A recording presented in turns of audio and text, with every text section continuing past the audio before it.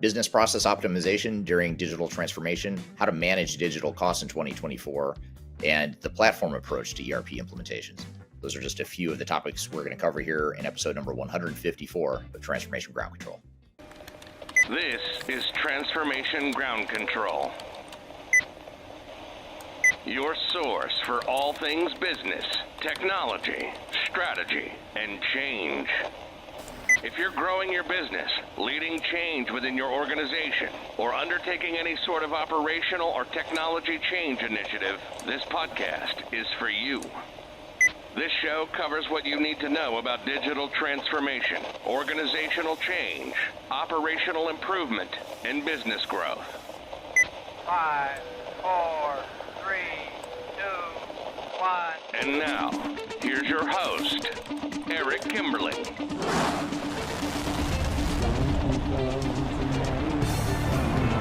Hello, welcome to Transformation Ground Control, episode number 154. My name is Eric Kimberling, here with Kyler Cheatham. Kyler, welcome to the show, as always. Thanks for having me. I'm excited for today's episode. Likewise, I'm excited. We're going to cover a lot of stuff here today, and if you haven't been part of this podcast before, this is the podcast that covers everything related to digital transformation, including the strategy, people, process, and technology components of change. This show is produced by Major Tom Productions and sponsored by Third Stage Consulting, which is an independent consulting firm that helps clients throughout the world reach their third stage of digital transformation success. And not coincidentally, Kyler and I are both part of Third Stage Consulting. So you can learn more about us at thirdstage-consulting.com. You can find this podcast at transformationgroundcontrol.com. You can look at past episodes. You can watch upcoming episodes as well. And you can also subscribe to whatever platform you prefer to listen or watch to the podcast. So be sure to check out transformationgroundcontrol.com. We've got a great show for you today. We're going to cover, starting off with some audience questions. We're going to get to some of the things that have come through social media in terms of questions from the audience. We'll get into managing digital transformation costs in 2024. That's going to be one of the hot topics we open up with. How to manage digital transformation costs in 2024, as well as 16 business process management best practices to ensure project success.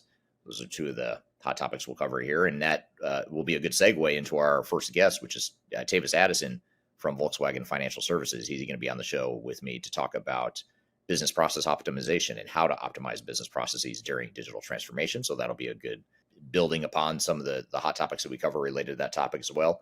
And then later in the show, we'll have Mitch Ottoson on with us to talk about the ERP platform approach to digital transformations.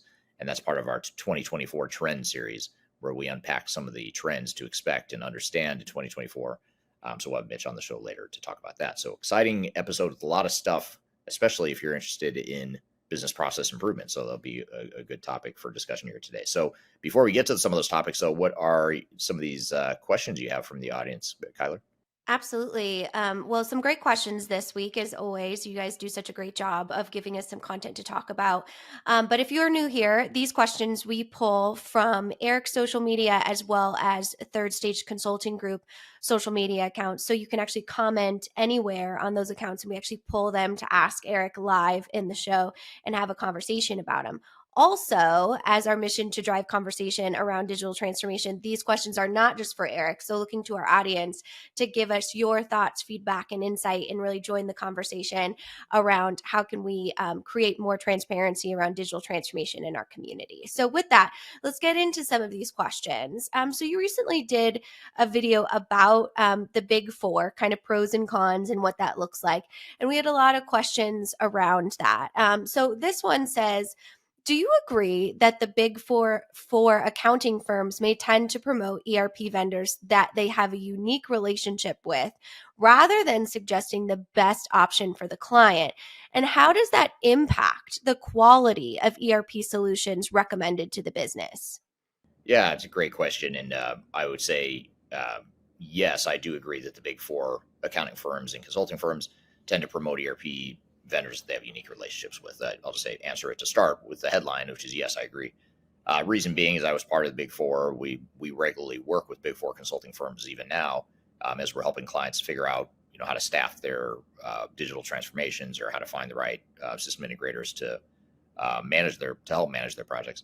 And you have to look at how these companies have been built. The way that the big four consulting firms have scaled is by a pretty hyper-focused strategy where they tend to focus on big technologies like SAP, Oracle, maybe Microsoft Dynamics. And in some cases, some of the smaller vendors have some system integrators that are supporting them as well. Maybe not the big four, but other system integrators.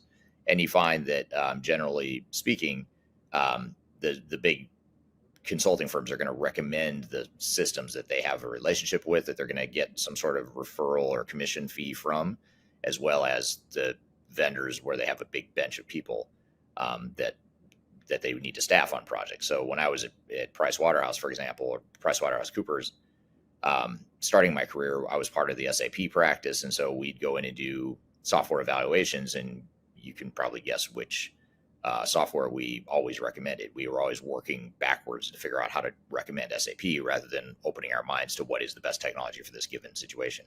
So I think that does undermine the value or the best interest of clients, because one answer is oftentimes not the right answer for a lot of organizations. But yet, if you hire one of these firms, you're going to get that bias.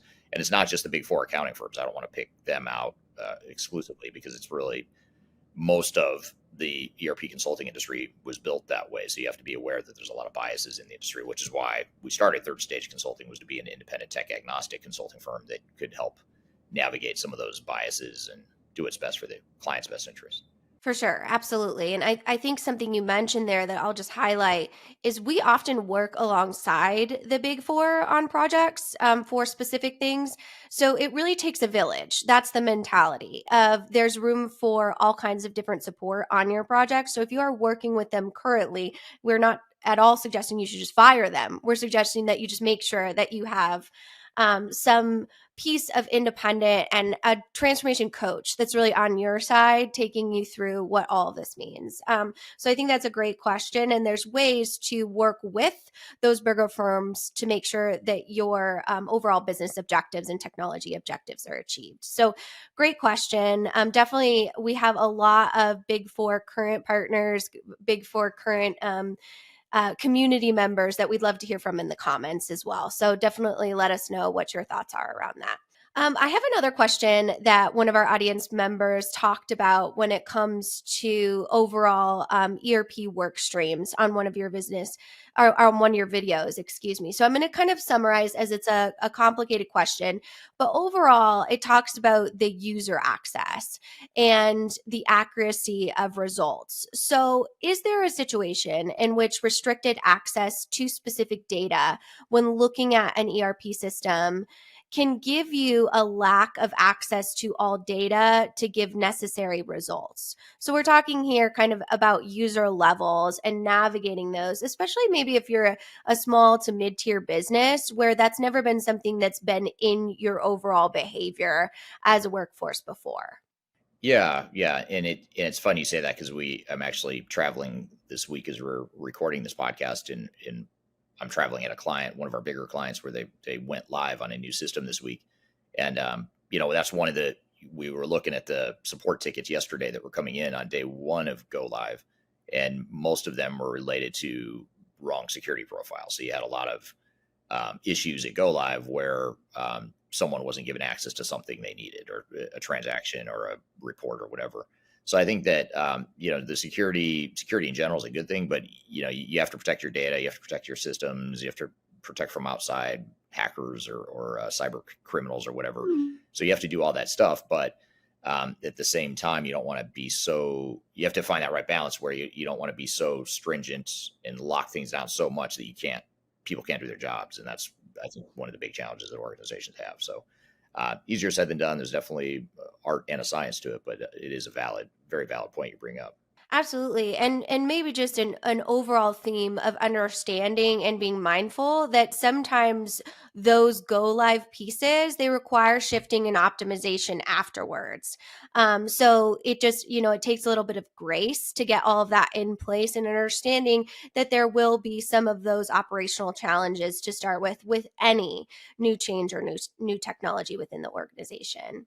So the last question I'll ask you here, which I think is a very interesting one, this is actually from one of your live streams you did recently with our partners at Avero, and talking about our 2024 trends. And of course, we had to talk about AI, right? That's obviously the main hot topic and what that looks at. So this question actually says, do companies need a successful ERP system before they bring in an AI application? That's a great question.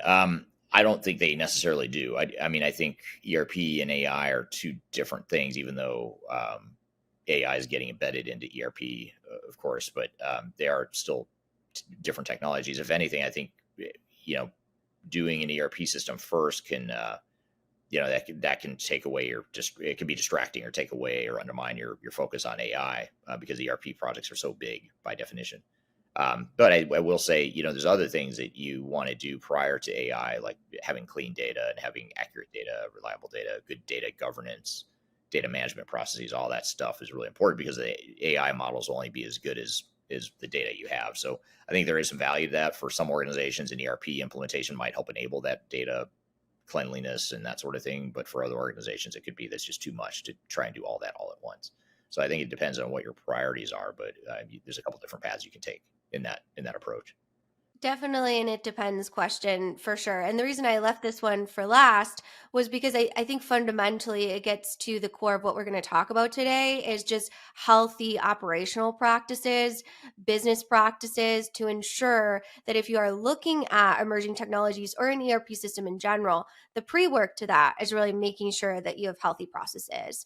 So I think it's a good kind of transition to some of the hot topics we're going to get to here in a minute, Eric. Yeah, absolutely. Yeah, we're gonna cover some hot topics related to managing digital transformation costs in 2024.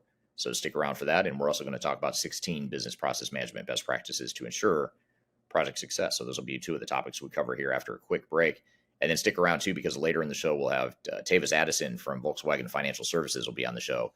He's a director of process optimization at Volkswagen Financial Services for North America, and he's going to be on with me to talk about keys to process optimization during a digital transformation. So we'll talk about the whole thread of process management, process optimization, process improvement, all that stuff as it relates to your technology initiatives. And then finally, later in the show, we'll have Mitch Ottoson on to talk about the ERP platform approach and one of the trends we're seeing for 2024 and beyond, which is platforms instead of ERP applications and how to navigate that decision point and find the right strategy for you. So be sure to stick around for that because we're going to talk about that later in the show as well. But first, we're going to take a quick break. We'll be back with more on Transformation Ground Control.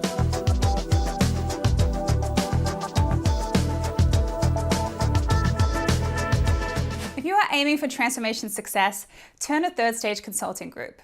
Third Stage's independent and technology agnostic consulting team helps clients define their digital strategies, define their roadmaps, and manage their transformations. With offices in the US, Europe, and Australia, our team helps the world's most forward-thinking organizations through their transformation pitfalls and risks. If you are embarking on a digital transformation or business change initiative, contact Third Stage Consulting to see how we can help you reach the third stage of transformation success. Learn more about us and download independent reports, videos, and other best practices at thirdstage-consulting.com. But we're never gonna survive unless we get a little crazy. Hello, welcome back to Transformation Ground Control, episode number 154. You can find new episodes of the show every Wednesday by going to transformationgroundcontrol.com. You can also go to transformationgroundcontrol.com to see past episodes of the show as well. You can listen and watch on whatever platform you'd like by going to transformationgroundcontrol.com. So thank you for being here today. We've got some more hot topics, or actually we're going to jump into some of the hot topics you've got for us here today. We're going to talk about managing digital transformation costs in 2024, as well as business process management best practices to ensure success. So what have you got for us here today, Kyler? Absolutely. Well, we talk about understanding the cost, the total cost of ownership, and the importance of managing to budget and timeline for digital transformation projects a lot. We also give you a lot of examples of what can happen from a financial standpoint, operational disruption, ROI dollars lost standpoint when it comes to failures in the space and how impactful those can be. So one thing I wanted to talk to today and to kind of give a setting to this, we are starting to get global projections for spending on digital transformation in 2024. And this study specifically says 2.5 trillion with a T. I feel like we're just making up numbers at this point. is going to be spent on digital transformations in 2024. So really that effective budget management is critical for the amount of money that's actually going into this from an enterprise standpoint. So this study talks about areas in which you can cut costs or be more kind of lean focused on cost effective management. And a lot of this goes into open source, looking at open source or modular based ERP options or enterprise tech options. And it talks about how open source software is really a cost effective option because you can add and remove whatever is most valuable to your business, but also the low code software to really bridge the IT skill gap and the labor shortage that we know is a real thing in the industry space right now. And something I wanted to do with you, Eric, was just kind of a quick fact check on this. Because from our understanding, a lot of times low code software, though, is a really great option for some business, really involves a lot of IT maintenance or understanding through integration and internal competencies. So I don't know that bridging the skills gap or the IT labor shortage might be something that might be kind of a biased consideration when looking at a no-code software. So I wanted to kind of get your overall kind of devil's advocate opinion around, is open source or low code, no code software a silver bullet when it comes to cost savings, or are there considerations that you really need to be aware of? Yeah, I think open source systems in general, there's some value to them. I don't think, I don't think there is, the cost savings isn't as significant as it used to be, because a lot of these open source vendors, like on the ERP side, like Odoo and ERP Next, for example, they've become pretty mainstream, commercialized, standalone businesses, which is great. I mean, that's why we start businesses, is to make them successful, and so it's understandable. But what's happened is they've sort of converged with the mainstream ERP market in some ways in the way they do the pricing. And I will say some of these open source vendors are a lot more flexible and provide a lot of modularity to their solutions that other vendors don't. So it can be sort of a lower short-term cost and a lower risk way to try the solutions of the platforms. So I think, you look at, for example, I know Odoo is a good example. They provide a free trial version of the ERP system, of this ERP software, which most vendors don't do. So that could be, not that you expect for the platform to be free long-term, but at least it's a way to try it on a low risk basis. So there are some advantages there, but you also have some limitations with open source too, where a lot of times if you're a bigger organization, it's not going to give you the robust flexibility or the robust functionality that you're looking for across a diverse, complex enterprise. So it just depends on what kind of organization you are and what your needs are. Absolutely. And understanding, I think the biggest piece of this overall study is understanding those important needs, and then also reviewing kind of what your current state is. How many applications are you currently using? Where are your integration points? What are your processes? And those pieces really need to be kind of in a strong foundational awareness before you're able to pick a new technology. So just considerations there when it looks to that. So let's move into our 16 best practices for business process management. And I won't make you go through all 16, I promise, because a lot of them are pretty technical, and I know our audience knows a lot about that. But some things I wanted to really highlight is one of the best practices talks about integration of multiple disciplines, which I think is really healthy. When we look at the integration of various process-centric approaches, such as Lean Six Sigma, ProSci, Agile, all of those different things, I wanted to bring to the table the importance of having variety in those disciplines when you're looking at your business process management. Do you think that that's something that you should prioritize as a business? Is looking at the diversity, you mean? Yes. Yeah, I do. Being able to look at the entire scope and impact of processes and process improvement is really important. So in other words, it's, you always hear people say people, process, technology. That's a starting point of looking at how the processes affect the people. And if you change the processes, how does that affect the people? The technology itself, what sorts of automation or technologies can you put in place to optimize the processes, and then obviously the processes themselves. You also want to make sure the process improvements are aligned with your priorities as an organization, that you have a clear strategy of how process and automation fits in with, or how business processes fit in or integrate with some of these other work streams like technology, change management, et cetera. So those are just a few things. But I think, when you talk about process improvement, process optimization, you're inevitably touching a lot of different disciplines, to your point. And I know you encourage our team here to get a variety of these certifications because it kind of gives you that innovation and different ways of looking at things, which is our job here at Third Stage. Is that something you would recommend for maybe someone who's trying to break into the field, to look at a variety of those different certifications to kind of get a foundation on what they can do as far as either consultant work or business process management work?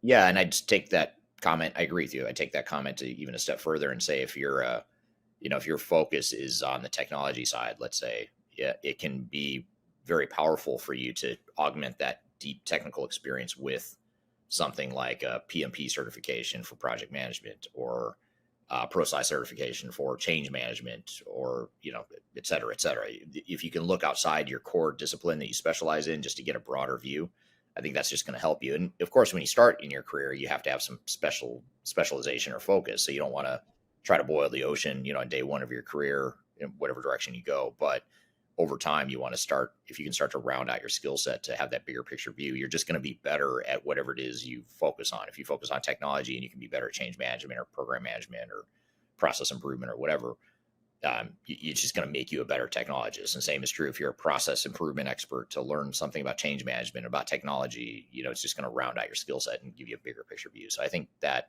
all those different kinds of certifications and the diversity of that certification and training and education and just upskilling yourself is very, very important. Yeah, and speaking of upskilling and a diversification of ideas, the rest of this episode is really a great opportunity to not only get a foundational piece for business process management and some best practices, but also look ahead of what we're looking at as far as the industry for 2024. Yeah, absolutely. We'll dive into business process management in a lot more detail here with our first guest, who's going to be Tavis Addison, who's the director of business process optimization at Volkswagen Financial Services. So he's never been on the podcast before. He's someone I've known for some time, but it's going to be good to have someone from the industry that's doing this day to day in the trenches for their organization, some process optimization work. We'll learn some lessons from him on how to navigate some of those process optimization work streams. And then later we'll have Mitch Ottoson from the Third Stage Consulting team on the show, who's going to talk about the ERP platform approach, which is the trend towards more platforms versus applications. And that's part of our 2024 trend series, where we dive into and unpack some of the trends of 2024 within the world of technology and digital transformation. So stick around. We've got a couple great segments coming up. We're going to take a quick break. We'll be back with more Transformation Ground Control.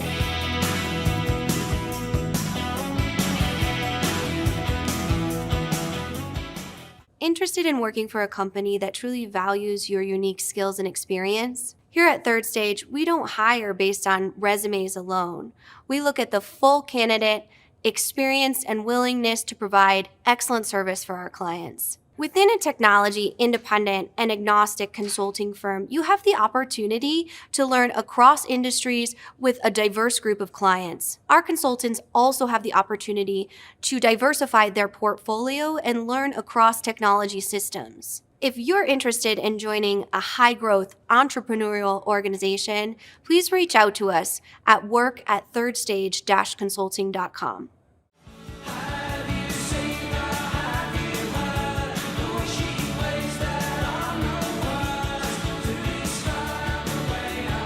Hello, welcome back to Transformation Ground Control, episode number 154. My name is Eric Kimberling, here with Kyler Cheatham.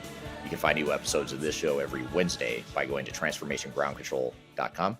You can also look at past episodes or listen to past episodes, watch past episodes on that same website. So check it out at transformationgroundcontrol.com. And excited for our next guest, who's a first-time guest on the show. His name is Tavis Addison, who is a director of process optimization, business process optimization at Volkswagen Financial Services. He manages a team of people that help optimize business processes within his organization. So it'll be interesting to hear his perspective on business process optimization and the keys to process optimization and how that sort of process work fits in within a digital transformation. So that's what we're going to talk about here today. With all that being said, Tavis, welcome to the show. Thank you for having me. Absolutely. Glad to have you here. It's exciting, and it's fun to talk to you in this sort of format here today. We've known each other for a while, but we've never had this sort of a live discussion before. So this will be a fun topic.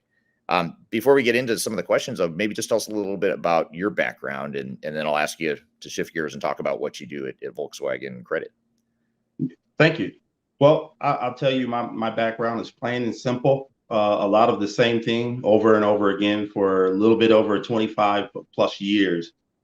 Started my career managing several contact centers very early in my career. And then shortly after that with APAC, which is an outsourcer, I joined Allstate and then Allstate Financial. So I spent a lot of time at Allstate, almost a decade, focusing on converting manual to automated solutions, everything from making sure that we're prepared for SEC audits to how can we do a better job of moving mutual funds, making those experiences more modern.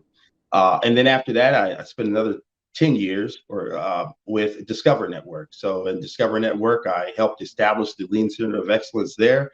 Again, doing a lot of the same things. That's where I introduced IBM BlueWorks Live to the organization, moving us from dynamic from static mapping. And then now I am with Volkswagen Financial Services. It's been a great ride for going on 6 years this year. I am the head of business process optimization for North America, for the North America region now, as of another year ago. And I have responsibility for optimizing processes for the US, Canada, as well as strategic alignment for Mexico. Okay, great. So in your role, I guess, just to maybe understand your background a little bit in your role at Volkswagen Financial Services, tell us a little bit about the organization itself, this process optimization organization. Is it part of a broader technology group or an operations group, or how does this process group fit within the overall structure of the company? Well, we actually sit within what we call customer engagement, and customer engagement is where the bread and butter is, right? All the contracts where the loans are originated, our customers are served, and it's highly operational. My team is a small team of 11, and we focus less on the number of us, but more so on the skill set. So my team actually supports not only operations, but we also support back office. So we support the front office and the back office. We have a technology stack that we leverage specifically around workflow automation solutions. But I always give significant credit to my process specialists. That is, to me, where the 80-20 sits. Their role and purpose is to discover process, most of the time unstructured, bring that to a high process visibility, regardless of our customer. Our customers are typically internal, but at the end of the day, our goal is to establish models across the organization that people can follow. Number two, we also teach Lean. So we're also the internal sort of academic pod, and then outside of that, our whole focus is on accelerating us from where we are today and where we need to be tomorrow in terms of how do we actually keep costs down in terms of being able to operate and optimizing how we do that. Yeah, no, it sounds interesting, and I'm sure at a larger organization that's more established, I would imagine there's mature processes that are ripe for improvement and looking at ways to change the way things have always been. Yes.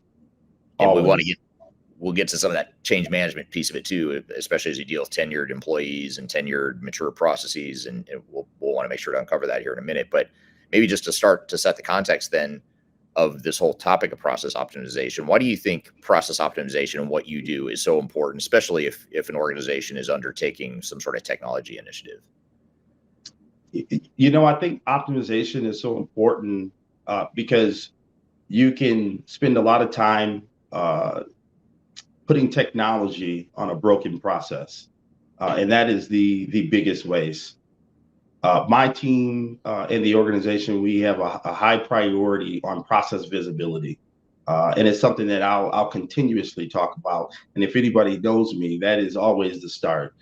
Being able to see the as is and then determine where you want to go first. And it's not as simple as understanding the steps, but it's more about understanding the connected systems, understanding what is the expected outcome of where you're trying to go. But I think at the end of the day, why is it so important is because you just do not want to place a lot of cost and time on processes that are not ready for it. And that's where you lose trust. And then the next time you have a great idea, you're crying wolf. It's very hard to move on to the next big thing if you weren't successful the first time. Yeah, that makes a lot of sense. So you don't want to lose that momentum and that just overall direction you start on by derailing it with sort of broken processes that can't support the new technology. Absolutely. So I think you sort of answered it, but I'll ask it more explicitly. But I think you sort of touched on this here in your previous response. But when you're going through a technology initiative, which do you think should come first then? The business process optimization or the technology? In other words, a lot of software vendors will say, hey, don't worry about this current state. Don't worry about your processes. Our technology will drive the process improvements for you. So let's start with the technology that'll drive the process improvements. And then there's the other school of thought that says, let's start with processes first, figure out how we want them to look, how we want to improve them, then figure out how technology fits on top. So where do you stand in that whole debate or that whole continuum of the argument? Yeah, well, I'll say the very popular, it depends. And I don't think there's a one way. We operate under a certain term called pull forwards, as well as the agile approach. So you've got three approaches, right? I think the old approach is waterfall. Let's improve the process and to the T. But by that time, technology is moving so fast. Your technology solution could be quickly outdated. So what we focus on first is how can I deliver a little bit of value faster so the process doesn't have to be optimized or improved. It may still have some defects. Your process may not be as fast as you want it to, but maybe you have 10 steps that are unnecessary. Maybe you don't need a two eyes approach on everything anymore if you can apply a small set of automation there while you go. So I think it really comes down to it depends. And I think if you focus on process visibility, you understand your process costs, and you live by a model that gives you a baseline that you can follow in terms of, if I automate these three steps, this is the return I'm going to get. And then I'll focus on the rest later. So I think it depends. Yeah, agreed. And I think a lot of times too, what I've seen is a lot of times if you've got a really broken process or a process that you really want to overhaul as part of a growth strategy or an improvement strategy, you want to take the time to do that rather than just rushing out to find the technology first. But if it's a process that's more of an incremental improvement, or it's more of a vanilla process that maybe you could just sort of defer to how the technology handles it out of the box, or any sort of technology might handle a given solution, it seems as though in those cases, maybe that's where you could lead with technology more than you lead with process. But I think you're right. It depends on the process, I imagine, and how important that business process is to your overall growth and improvement strategy. Yeah, I would agree with that. And you always have to take risk in perspective. We follow a scoring model that we established here at VWFS years ago. It gives us an ability to follow a predictive model that says, pretty much in layman terms, if I do this, then therefore I'm in the realm of avoiding a certain amount of cost. And that gives us a gauge, and that's how we rank what we're going to do first, second, third, all the way to 99. And there may be a confidence level that comes out of it. We're 60% confidence when we don't know anything. And then we raise that confidence from there as we analyze more. But at the end of the day, I think what you're referring to, Eric, is when you're touching core systems, then throwing technology at a core system that poses great risk if you're wrong. I would strongly recommend at that point that you must optimize first. And I always go by the term, I'll never forget, I can't remember who the presenter was, but he was the lead of Lean many years ago with Kraft before they broke off, and he came up with the term "good enough." And I still manage all my teams and work with all my peers the same way. Is once we get to a point of good enough, it's time to move forward and start going after the value. Yeah, makes a lot of sense. What do you see as some of the biggest challenges with process optimization? You know what? I think I'm preaching to the choir on this one, right? Number one, change management. And I'm not talking about the change where you're communicating what the changes are. And I think a lot of times we get mixed up on which change management are we referring to. I'm a ProSci fan. You know, I certified with ProSci many years ago, and I have many certifications. And I always say one of the best certifications, most useful experiences I've had was with ProSci. I think, and I know at the same time that it doesn't matter if 2 + 2 is 4. That does not mean that the business is going to sign off and buy in and move forward. And in today's world, we are applying new technologies with people who were working without any technology, right? The more tenured they are, the harder it is to get them to trust automation. And then the second one, I strongly believe, is that you need to start with the baseline. I think a lot of times it's the right thing to do. It makes sense. It's going to satisfy the customer. Well, what's the return on investment? And if you're going to spend money on technology, start first with what is it costing us today to do business the way that we're doing it? And the more times you can express in a fact-based approach the return on investment and follow that model that your controlling or finance department can get behind. They know how you got to the number. They know how you're going to deliver, and they can measure it afterward. The more times you can do that, I think it will embed trust, and your journey will be much more successful. That's what I've found. But change is tough, and making sure that you got a model in place where you can be a bit predictive in your ROI is key. Right. Yeah. Great advice. I'd be curious to hear from the audience too, what you think the biggest challenge to process optimization is. So if you just drop in the chat, I'd be curious to see how you all respond. You know, what do you think is the most difficult thing? Is it change management? Is there some other aspect to it that you think is the most difficult? We're here at Tavis Addison from Volkswagen Financial Services talking about the keys to business process optimization during digital transformation. We've got a lot more to cover. We're going to continue the conversation, but first we're going to take a quick break. You're listening to Transformation Ground Control.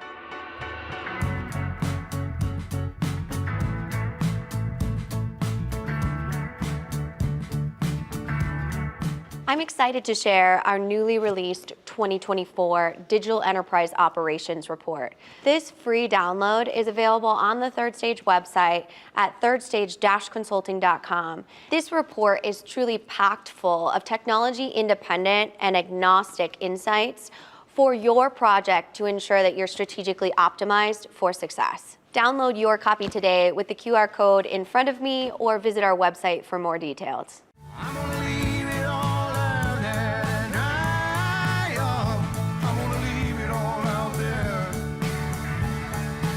Hello, welcome back to Transformation Ground Control, episode number 154. My name is Eric Kimberling, here with Kyler Cheatham. You can find new episodes of this show every Wednesday by going to transformationgroundcontrol.com.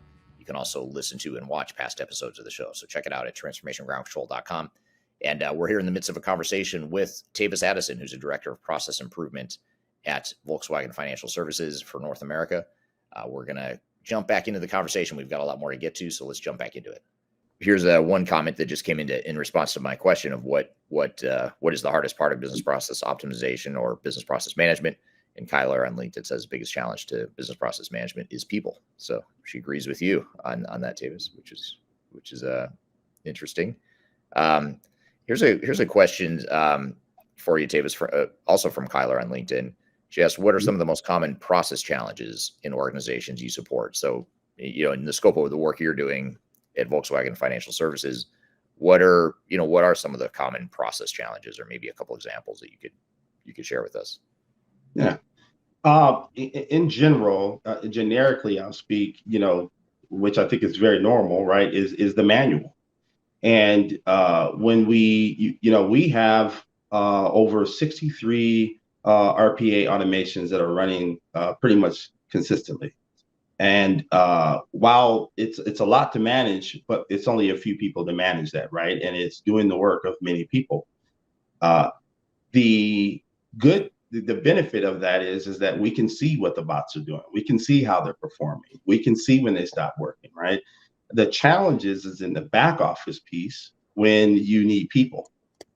And we in our organization, there's a lot of decisioning that takes place. So there's intelligence that we don't have the automation for, and where the processes or the procedures that live within the processes are very tough to see.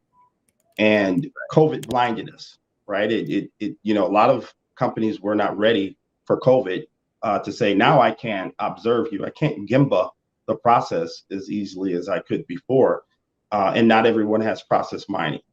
So the challenges I think that we face the most or that take up most of our time and material are procedure steps that require a human decision where it's difficult to observe how they make those decisions and how we model those decisions in a way where we can then automate those decisions. And that's really where the next journey is, right?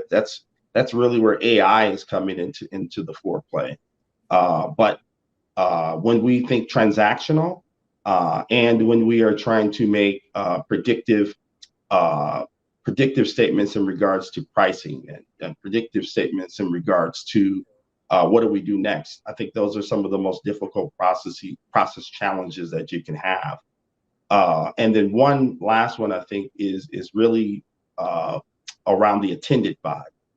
So when you're working with a group, a particular department, and their journey is to now work with automation, but those individuals have been with the company for a very long time and they're experts at what they do, they're great at what they do, but now you're introducing automation and you want them to trust the automation.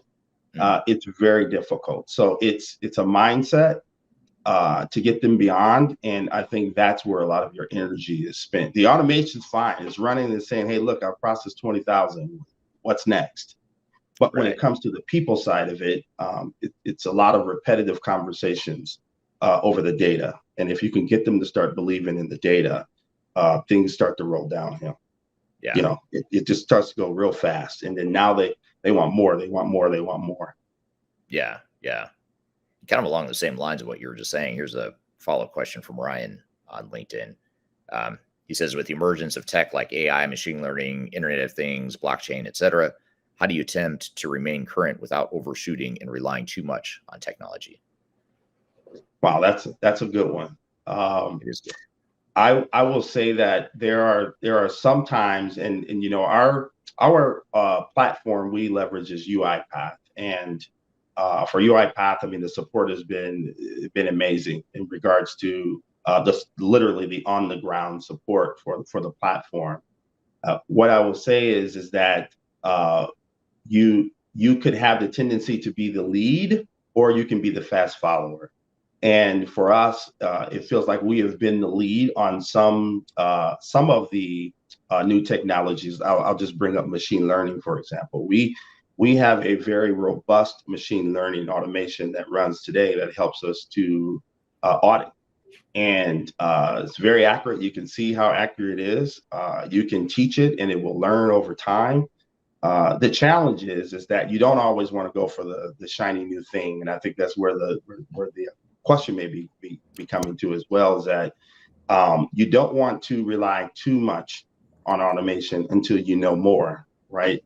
Just like with any new drug that comes out, right? Some people will rush towards the drug and some people will wait. And I would encourage everyone to, implement, try it, measure it over time, and see what contributions it brings. But I think the path forward in terms of ML and AI is proven. And to me, my model is always this: I can see what the automation is doing. It's very difficult for me to see what people are doing. So I'm going to place my bets on automation 9 times out of 10. Yeah. Yeah, that makes a lot of sense. Very interesting. Yeah, that's it. That's good stuff for sure. In a interesting of that intersection, because you mentioned AI earlier as well. You know how some of these technologies are creating so many good opportunities, but at the same time, you don't want to get so far ahead on the technology that your processes can't keep up with it too. Like you mentioned before. Here's another thought I had, or another question is around. You talked about change management earlier, and how change management is a difficult component of process optimization. How have you seen, and you also talked a little bit about ProSci and sort of having a structured framework for the change management side of things, but how do you see the two fitting together, the two disciplines of change management and process optimization? How do they intersect, or how do you see them working in concert? It truly, it's well, first of all, depending on how your organization is built, you need a consultant. I really believe that we talk about the workforce today, and you have people who are remote, and you have the term hybrid. That means that sometimes I'll go into the office, sometimes I'm remote. That's our new world today. I apply that same approach and classification to the type of employee you need in order to be successful. So you need a hybrid sort of skill set now, right? That your employee is now a hybrid employee. I can both influence without authority, because a lot of these resources, they don't own the process. It's up to us to garner the trust from the business, the process owner. It is up to us to make sure that we are data stewards, and we understand how that data is important to that customer or that business partner. But at the same time, the other side of us, we need to be a bit technical now. And that's the employee that I'm looking for. And right now, I think one of the challenges is that the resources that we have, the people who are experts at the business, who understand your business, have to grow. They have to either adopt those skill sets, or you have to go find people who have those skill sets. And I think that's how they work together. It's magical to be able to send one of your resources in that can both influence without authority. At the same time, they can also talk technical. Yeah. Makes total sense. Yeah, and that's a key thing there too. Is have you found in your career that process and change practitioners or experts are sort of siloed in their thinking in terms of how you treat one or the other, or have you seen it sort of come together pretty well, with your team or with others that you've worked with throughout your career? Yeah, I would say boldly, it does not come together very well. You're right. You could be the one in the room and you have the right answer. You could be Albert Einstein's grandson, and mathematically you have absolutely the right answer. Someone sitting across from you who may understand the business more or have been there longer has a number of reasons on why not. Without a mathematical reason or without a database statement. And a lot of times the nature in us as people will say, you know what, we're going to delay that. We don't want to do that right now. And I think that is the difference in the younger generation, right? I don't know which Gen O or whatever you want to call them, right? Even my daughter, right? When I'm looking at my, this was like a couple years ago, and I'm typing in Google where we're going to go and put it in navigation. And she says to me, like, why are you typing? Like, what do you do? I thought you were the automation guy, so right. She looks at it as it's slow for me to type in the restaurant that we're going to go to and then put it in navigation. From her perspective, she just wants to say it. Yeah. And those are the employees of the new. Those are the employees in the future. So that change resistance will go down over time because of the employees, because of the new workforce. I don't think resistance is ever going to go away. I just love the fact that the new way of thinking, the resistance is against the old way. which Yeah. is amazing, right? But how long will it take us to get there? It's going to be a while.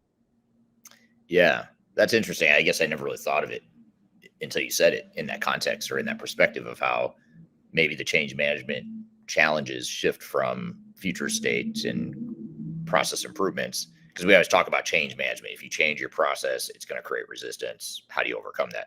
But what you're saying is sort of flipping that on its head and saying, well, actually, over time, you're going to see more resistance to the way things are because you've got broken processes or Absolutely. you're still using that. Do you remember the green screen mainframe interface Oh where my you goodness. type in the little transaction code? You had to memorize the transaction code to go to that one screen because you didn't have a graphical user interface. Yeah. So imagine your daughter or any, young professional coming up in the workforce and that's the system you put in front of them. It's just, Oh man. it's gonna be like learning a foreign language for them. They're not gonna understand. Right. Intuitively There'll be how I'll pass. I'll look at the next employer. Right. Exactly. Yeah, I'll go work somewhere else if this is what I'm gonna have to deal with here. Absolutely. We're here with Tavis Addison from Volkswagen Financial Services talking about the keys to business process optimization during digital transformation. We've got a lot more to cover. We're going to continue the conversation, but first we're going to take a quick break. You're listening to Transformation Ground Control. When I wake up, well, I know I'm gonna be the man who wakes up next to you. When I go out. If you are aiming for transformation success, turn to Third Stage Consulting Group. Third Stage's independent and technology-agnostic consulting team helps clients define their digital strategies, define their roadmaps, and manage their transformations. With offices in the US, Europe, and Australia, our team helps the world's most forward-thinking organizations through their transformation pitfalls and risks. If you are embarking on a digital transformation or business change initiative, contact Third Stage Consulting to see how we can help you reach the third stage of transformation success. Learn more about us and download independent reports, videos, and other best practices at thirdstageconsulting.com.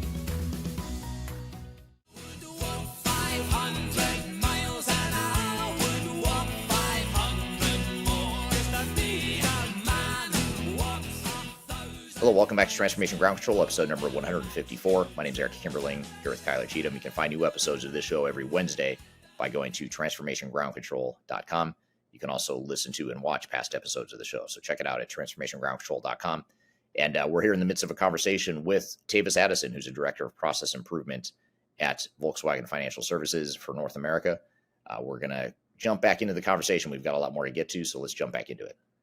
And I suppose for do you see that for organizations like your own at Volkswagen Financial Services, ones that have been around for a long time, you've spent decades investing in processes and technologies that are now presumably outdated. Do you see that call it maturity of processes and the tenure of employees and just sort of the fact that these processes are all baked into the organization over time, does that make change more difficult, or how does that affect your process optimization efforts? I think naturally, regardless of the type of company you work for, the sector, the bigger the ship, the longer it takes to turn it around, right? If I've got a small boat, then I'm going to turn around much faster than you will. But if I've got a cruiser, I've got a cruise ship with 1,000 people, it's not going to turn. Volkswagen Financial Services, we are, we're part of the bigger group, right? We're part of Volkswagen Group America, and it's huge, right? And we try our best in the U.S. to align with what the group is doing as well. So there's lots of benefit in that as well. We have other countries that we can country leaders that we can reach out to that are testing other systems and other technologies. We can get very rich data inputs and experiences just from within Volkswagen itself. When you think about core systems, right? So there are certain core systems that are implemented that we will all follow and we will all adopt, as a conglomerate.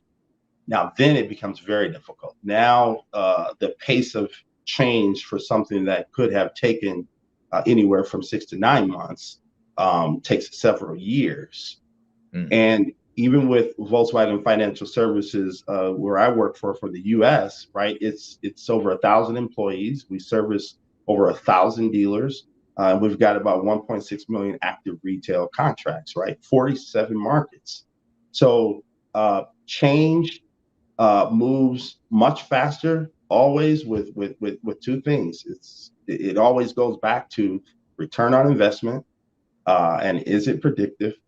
And then two, it's all about the ability to influence that leader, and what are you bringing to the table to influence that leader on why we should. And usually it comes down to revenue or cost avoidance, which that's another one I think is shifting, right? There's so many competitors out there, even with technology today. But if you can avoid cost, if you can avoid fines, if you can avoid slaps on the wrist, that I believe is coming to the forefront now. And I think that's why lean practitioners are probably becoming more popular now. Centers of excellence are kind of re-emerging now, because we need to be protected with so much technology, with so much cloud. Now you need people who can get under the hood and ensure that you're protected. Right. Yeah. Makes total sense.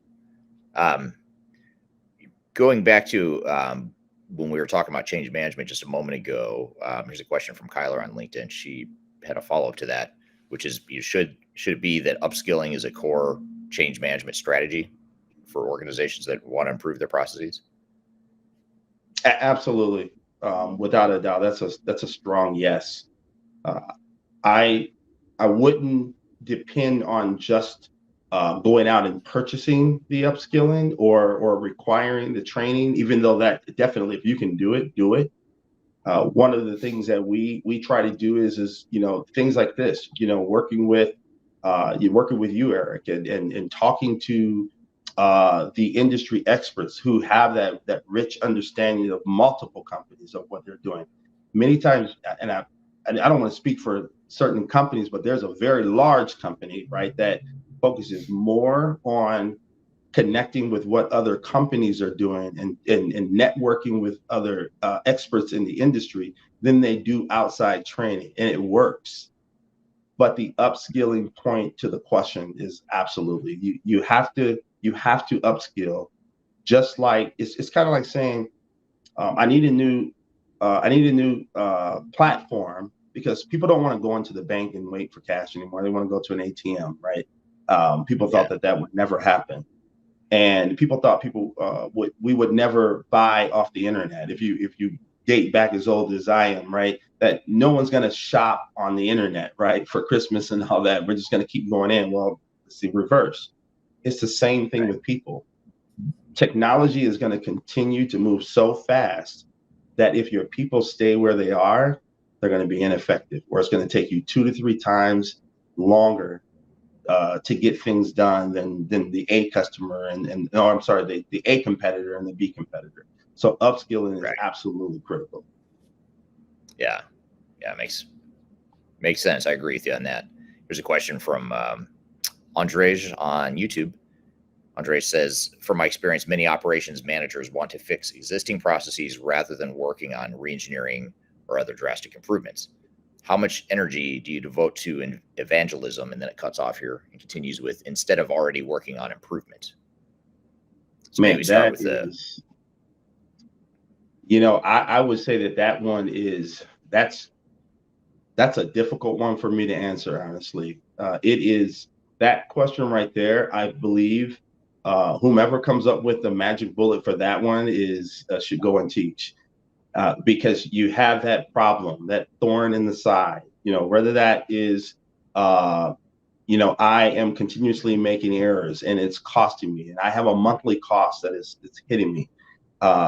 Typically you want to go in and you want to surgically look at specific steps to improve that part of the process. But on the other hand, there's always someone in the room, going back to where that question comes from, that says, why don't we just look at the entire process and just do this differently?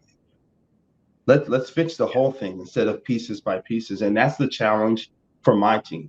We're not a very big team, so we're always balancing or having to pick, which doesn't sound good, but we have to pick which one are we going to go after when we know that the process itself needs an overhaul. Yeah. Yeah, and you also have to balance, I suppose, the momentum and support for certain types of process improvement. So, in other words, if you can get management buy-in to do some incremental improvements, and maybe you can't get their buy-in or excitement over doing a massive overhaul, you Right. sort of have to not pick your poison, but you sort of have to decide, well, do I fight an uphill battle and work a little bit harder and longer to build momentum, or try building momentum for something that's not there? Or do I ride the wave of momentum that already exists with wanting to make more incremental improvements? Do you see that dynamic, or is that a strategy you've had to navigate in your organization? That's Monday through Friday, man. That's what you just said is Monday through Friday. And I would say the cloud that's over you at the end of the day is, what are you delivering on an annual basis, which allows you a little bit of wiggle room, and the redesigns that take longer produce results. It takes longer to see those results. The results may be longer and more sustainable, but it does come back to what are you required to deliver in 2024, and that's what you have to balance it against, unfortunately. Yeah, absolutely. Other question I had for you here. Whoops, I just lost my. I have a little technical issue here. Bear with me. When you look at technologies that can help automate, or not automate, but help enable business process optimization. So when you look at technologies like RPA or business process mining, et cetera, what are there certain types of technologies, and you've alluded to a couple as well throughout this conversation, but what sort of process optimization or process improvement sorts of technologies are you most excited about right now? There's one big one, and I think everybody's excited about it, and it's AI. Why AI? For me, we've done so much of RPA that it's almost to the point where we're trying not to say RPA anymore. Right. RPA is something that thank goodness for my team. They're a team that works tirelessly. A lot of times they're on alert because we have robotic employees that don't take days off. So sometimes we need them to do things on Saturdays and Sundays. So you do need that kind of team to continuously keep pressing forward. But what AI will do for me, what AI will do for VWFS is you've taken a lot of those tasks that are highly repetitive, highly standard. We call them robotic tasks. So now people don't want to do them because it doesn't sound cool anymore. But AI gives you the ability to say, okay, now that I have mapped all of my processes to a certain level, where I have clear visibility of all of my value add and my critical process steps. So we have two categories that we map to. And what you have left after RPA are gateways, or many people will see them as diamonds or flow or decision boxes, as they will call them. Well, there's so many decisions that are being made in the background that are not transactional, but they're being made by people. AI gives us an ability to footprint. That's where we're going. We're going to say, okay, we've digitally footprinted everything that we can see that's RPA eligible. What we want to look at now is what is AI eligible.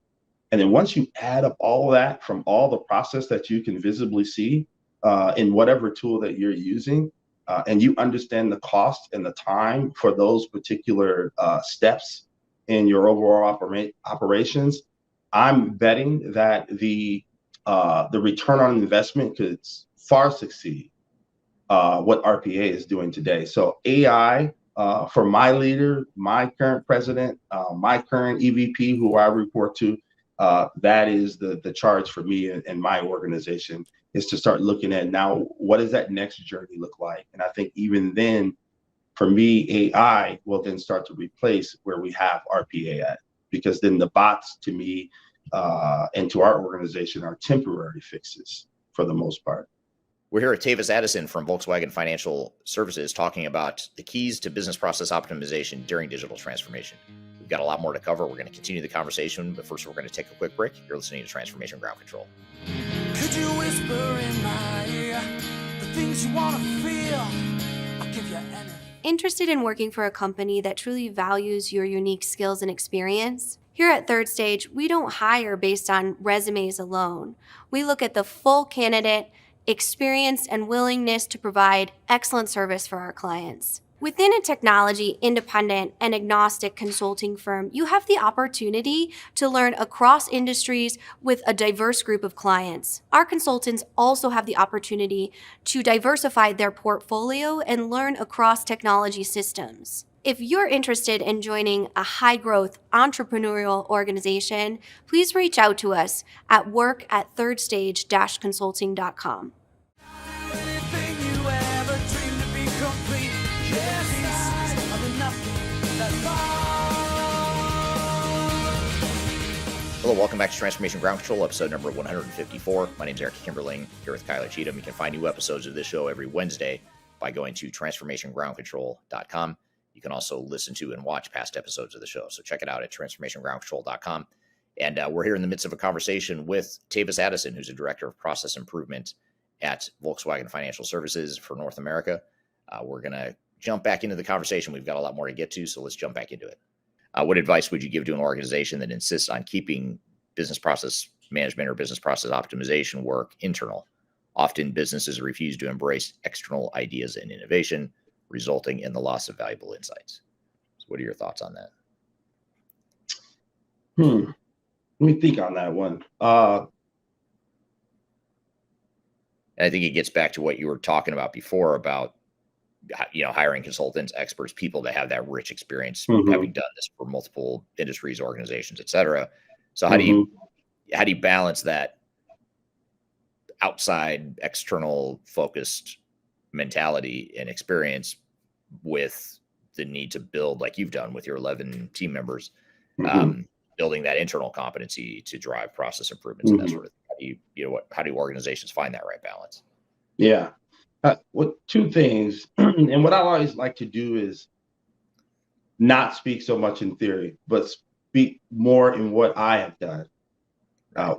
Number one, if I could give a nugget out here, is that your external consultants, or the industry experts, as I will call them, your Eric Kimberlings, your Third Stage, they're part of your team. So if they're introduced as part of your team, maybe you're not paying them for everything that they're coming to do. Maybe you're not paying them at all, right? But they're part of your team. They're part of your mentorship. They're part of how you came to the decision that has resulted in a win for that department or that organization. Now it changes the tone a little bit. Now they're not external. They're just not within our company, right? They look at it differently. And then number two, I have a strong dependency, and I think it's the same for my leader. We have a strong belief and dependency that if we are only making decisions based on what we can see in our four walls, then we can't possibly have best in class approach. We must absolutely understand what the experts are doing outside of our walls, and what is my best competitor doing, right? And this is something that I got from Shingo, right? One of our fathers of lean. The cost of not doing it, right? There's a cost to that. There's an absolute cost for not doing. So the more you don't look outside your four walls, you are absolutely losing something. And those are the things that we move by. But I think the first one is start introducing those individuals as part of your journey, part of your team. It's great. That's it's great advice. I mean, both from a internally focused perspective, if you're driving process optimization internally within your own organization and you're trying to find outside help, maybe not treating them as quote unquote outside help is one way to start. And then also if you are that outside help, if you are a consultant or whatever, that is supporting a project through their change initiatives, just embedding yourself in the team and being part of the internal team, even though technically you're not, you can still act as more of a internal team member instead of the outside guy or gal coming in with all the answers. Absolutely. Do you find And that keep them around, right? And keep them around, It's not always about procuring at that moment. It's also about always inviting them into multiple conversations. Opportunities will come, and they don't need to be on every conversation, but the more they are involved in what you're doing when they can, the trust builds from there. And then now others are asking for their names. And I think that's the key. Take that wall down. Yeah. Does that mentality of focus on treating them as an internal team member, do you think that helps build more buy-in and ownership of the process improvements and process changes themselves? Absolutely. Without a doubt. I think it's very key. And I am very open. I'm very forthcoming that, I'm not the smartest. I'm not a mathematician. I'm not an engineer by trade, right? I'm a business guy. I've got a master's, I've got multiple certifications, but I am constantly looking to surround myself with people who are better than I am, who know more than I do. So if there's anything I would pat myself on the back about is that I'm okay. I'm pretty good at finding people smarter than me and surrounding myself with them.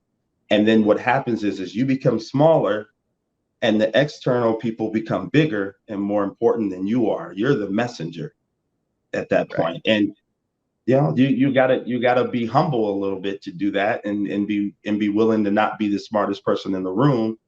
But I think at the end of the day, what's your objective? If your objective is to get more external ideas implemented within your organization, then position them as the expert at the table. Yeah, absolutely. Makes a ton of sense. Going through some of these I'm just kind of scrolling through some of the questions that are coming in here. So we talked about the biggest challenges. We had another question around the most challenging. Maybe I'll spin this question a little bit differently than what we covered before, but this is from Mohammed on LinkedIn. He said, what is the most challenging part of digital transformation to automate business processes? Maybe, I know we talked about earlier, what is the most difficult part of business process optimization in general? And you talked about change management and that sort of thing, among other things.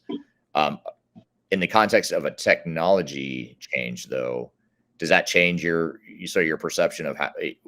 Is there anything additional you'd add? I guess I'd say in terms of difficulty of process improvement during a technology initiative versus a sort of a more process focused initiative, if that makes sense. Like in other words, if I'm an organization going through a big technology initiative and I'm trying to figure out, okay, now I'm going to figure out how to do process optimization within this broader technology initiative. Are there different sorts of challenges that happen in those cases versus organizations like yourself that are leading with the process first? I think with the digital transformation, I still always go back, and I might be one of those few people or only people who think it applies to whether it's digital, whether it's process, right, or whether it's just people. For digital, I truly believe that we have to get off of our static way of documenting. If you go to, I don't care what company you go to, it's typically static. It's a PowerPoint presentation. It's Excel based. It's something that's outdated the moment you walk out the door, like a car you buy and you drive it off the parking lot. It's not worth it anymore. For digital transformation, I think that the biggest challenge is being able to see the process together dynamically. And I don't know where other companies are at, but I do see out there that a lot of companies are requiring the knowledge of being able to map, as I call model, dynamically, meaning that you can apply metadata. Because for me, if I can look at a confirmed process and I can see the the systems that are all impacted. If I make this change, my speed to the next step is much faster than someone who is working with static documentation. In addition to that, I know what my capabilities are. So we've worked with Gartner in the past, and don't get me wrong, I've been a customer of Gartner back at Discover. The challenge I had was that it was always handed in a PDF or a PowerPoint. And again, we're in a different day and age now. I need something dynamic, right? So I can change on the fly when there's a new California law that comes in that says I've got to change my process or else, right? And if you're going to do a digital transformation, in order to ensure that you're not violating a Reg Z regulation, right? Reg Z. I'm not calling people too many times, but you want to keep that automated, then you need to be able to pivot quickly. And I think a lot of digital transformations, they take so long simply because we don't have an ability to see our process in a most expedient way and make decisions in a most expedient way to get to the next step. NASA's been doing it forever, right? They're racing other sides of the world to see who can get somewhere faster. They don't have the time to work with static, right? They have to be dynamic. So it's just, I think what's happening is we're becoming more technical in our digital transformations, and the insurance and financial services sectors, things like that, that you have to think that way. Process visibility to me is number one. That is the number one sort of underbelly to how fast I can move versus another leader. Right. Yeah. Now, just to sort of bring this all full circle, then, everything we've talked about so far, if I'm an organization that is going through or about to go through either a technology initiative or just some sort of change initiative, where do I start? When it comes to business process optimization, what are some first steps to help us get started on the journey? What I would do is always start with assessing your process maturity. Depending on what company you go to, they may or may not understand or have methodology around being able to assess their current process maturity. So I would say that's the first step. And then your process maturity level helps you to understand where you need to go next. And we have a measurable way in regards to what we're trying to get to process level 3, trying to get all operations to a level 3 by the end of this year. And it's a bear. It's not easy. And the second thing you want to be able to do is establish a model around being able to score and rank your opportunities. Many times we're going after something and we're chasing something and we can't get the sign off and we can't get agreement simply because we're not coming to the table with ROI that can that shakes out, right? It doesn't meet the sniff test. So if you have good process visibility, which goes back to the PML model, because I was challenged on that, is like, how do we make that measurable? How do you know when you're at level 1, level 2, level 3? And why not 5, 4, or 5, right? We have all those answers. Right. And just to share, just to make sure I'm clear, the reason why we don't look at 4 or 5, well, we can get to 4, but the reason why we don't look at 4 or 5 is because when we look at 4 or 5, for us, it's reputational damage, it's financial damage, it's things like that. But for an airline or for healthcare, they need to be at a 4 or 5 because there's loss of life, right? You can't be far off there. So your processes need to be very sound. And when you have that model in place, you can not only look at what cost you're avoiding, but you can look at how much time you're saving and put a dollar amount to it. So that's why I say start with that model. Start with a method and a model and work with your finance team and get the buy-in. And then the next thing that you want to do is make sure that everything you look at from the standpoint of improvement has some sort of a scoring and ranking system that fits with it. Yeah, that's solid advice. I mean, that's a good way to start. I mean, it gives you a framework to sort of assess the current situation and also prioritize. One thing I want to clarify, though, when you talk about maturity, that's different, though, as far as a first step to assess your current maturity of your processes. Maturity does not equal optimized processes, right? Is that, or how? Correct. Maybe you could just help us unpack that a little bit, if you don't mind. Just what's the difference between process maturity and process optimization? Sure. So for us, and let me be clear, process. I didn't make up process maturity, or I'd probably have been on your podcast a long time ago. Millions of books sold, all that stuff. We look at it, we put it in a standard operating procedure of what we call automation readiness. But when you think about process maturity, you're thinking about the whole of it all. You're not necessarily looking at one process. You're looking at where am I at holistically in a department or an organization. But you start first with one process at a time. And process maturity level is kind of simple on the surface. Number one, are my processes centralized? Am I going in multiple different places because my stuff is scattered all over the room, for lack of better words? That is equates to COPD, cost of poor documentation. There's calculators you can actually Google out there. It's a real thing now. I think actually that's the new 8th waste, to my understanding, by the Lean Institute, is not having your processes digitized. Because it ties back to how much time are you spending looking for information on what your job is or what you need to do next or how you're going to change the process. But process maturity level at its most simple way of thinking is, you're at level 1 if your processes are all centralized. You're at level 2 if your processes are all digitally mapped. And you have they're centralized in one place where you can get to all the links, where it links out to your, where your sources of truth are, where your other SOPs are at. You can go to one place if you're looking at it from a digital standpoint. And then process maturity level 3 is where you are not only centralized, they're all digitally mapped, but 3 means that I also have links to my risk and controls. Because then now you're making your auditors happy. So we're not just trying to get to a certain PML level for the sake of process improvement.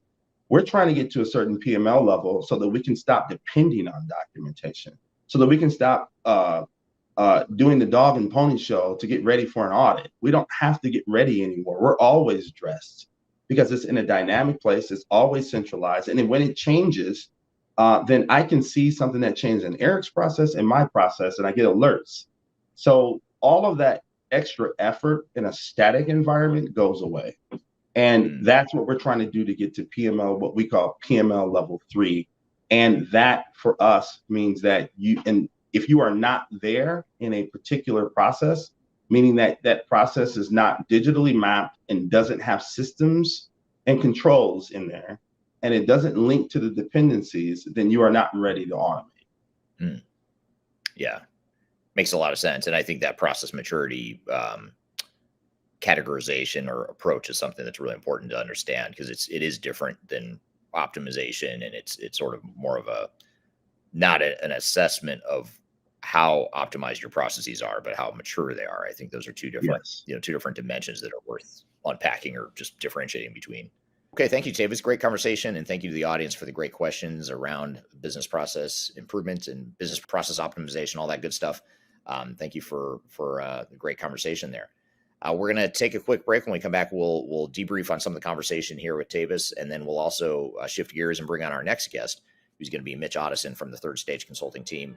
He's going to be on talking about the platform trend that we're seeing in the ERP software market. So be sure to stick around for that. First, we're going to take a quick break. We'll be back with more Transformation Ground Control. Just tell me what you've got to say to me. I've been waiting for so long to hear.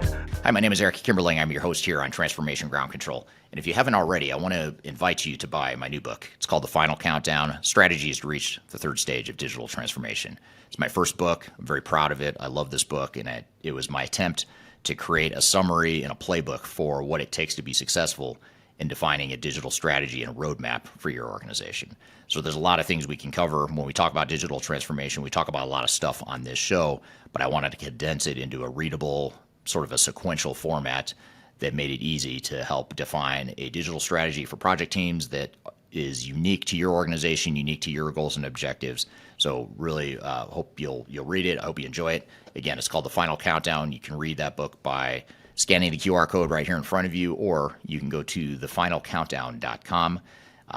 Again, it's been an Amazon bestseller since it came out, so I encourage you to check it out, and love to hear your views and your comments on it too. So The Final Countdown, my new book, you can go to thefinalcountdown.com or scan the QR code in front of you. Hope you enjoy, and we'll see you soon.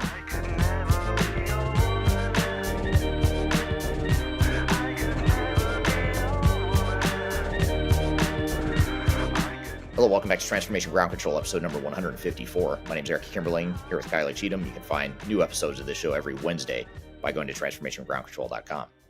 So, Kyler, we just had Tavis on the show to talk about business process optimization and the keys to business processes during digital transformation. What were some of your thoughts and takeaways from that conversation?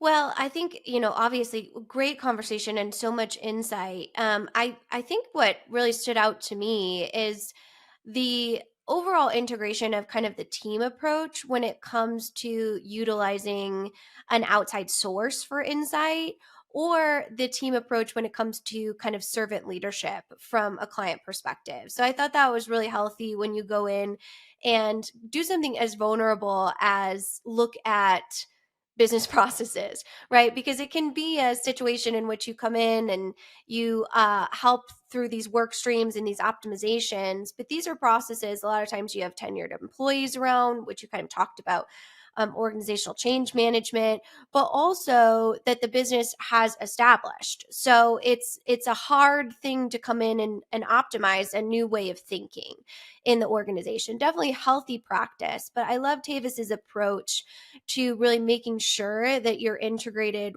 as a member of the team of the organization, and how really important that team mentality is. That's very similar to our mission here at Third Stage. So I think that really stood out to me as something that is just such a healthy practice when it comes to working with clients or other organizations. Yeah, absolutely. And finding the right internal and external resources that are going to help you round out that team or create that team that's going to give you the best chance to succeed. And the honesty and purity around like really what is going to be best for the business as opposed to what's going to be best for the consultant. So I think that that's something that, is a great brand match between Volkswagen Financial Services and also Third Stage, which is why the conversation makes so much sense. I also think that the overall understanding of business processes and the unique needs to the organization, it kind of reminds me of like, a strand of DNA to the organization. It is so unique in the fact that it not only is really what makes the business exist in that operation, but also what makes the business unique. So really understanding that and having that visibility to your needs from a business process management standpoint is going to be really the first step. We call it phase 0, but really the first step to understanding what the optimization areas are. Yeah, absolutely. I like that framework that he laid out as far as the process maturity and the prioritization of processes. I thought that was a great thread in the conversation. In fact, I told, I was talking or thinking about it after the fact, and it seemed like in hindsight, I would ask that process maturity question a lot sooner and maybe spend some more time on that piece of it. But I thought that was a good thread that he alluded and touched on late in the conversation. And I appreciate how you clarified, right, as well, to say mature processes aren't always good processes, right? They just happen to be what you've always done. And the understanding of there is new areas of optimization, and how you both touch on the workforce. There's kind of these meeting of the two minds where you have digital natives in the workforce meeting the employees that are operational natives. So that's, it's a beautiful thing, but it takes a lot of really mindful approach to make sure that that's going to work together to create synergy and positivity around business strategies. Yeah.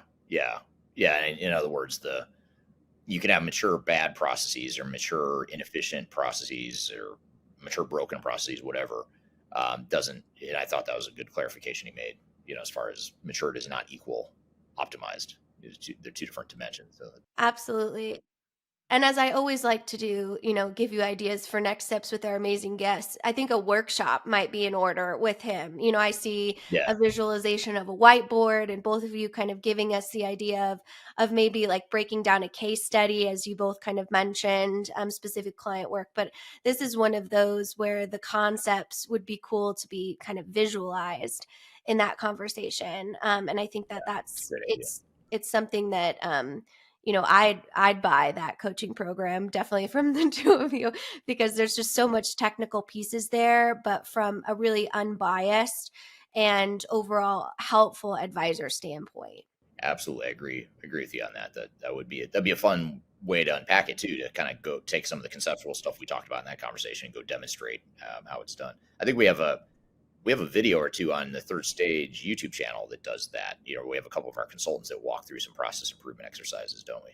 Oh yeah, and I love a good whiteboard. I'm a sucker for that. As a visual technologist, I'm on myself. There's only so much theory you can talk about and then demonstrate. But you have a few of those on your YouTube channel. We have a few of those on our YouTube channel, which are both great resources. And I know our next guest, Mitch, is definitely someone who's been involved in a lot of that process work as one of our top operational specialists. Yeah, absolutely. It'll be fun to have him back on the show and honing in on this topic a little bit more in a little bit more detail. We're going to talk about the ERP platform approach to digital transformation and how that's becoming an emerging trend in 2024 and what that might mean to you and your digital transformation initiatives. So we're going to have Mitch, who's a director at Third Stage Consulting. He'll be on the show here in just a moment. We're going to first, though, take a quick break. We'll be back with more Transformation Ground Control. What we're living in, let me tell ya. Yeah, it's a world that man can eat at all. When things are big, that should be small. I'm excited to share our newly released 2024 Digital Enterprise Operations Report. This free download is available on the Third Stage website at thirdstage-consulting.com. This report is truly packed full of technology-independent and agnostic insights for your project to ensure that you're strategically optimized for success. Download your copy today with the QR code in front of me or visit our website for more details.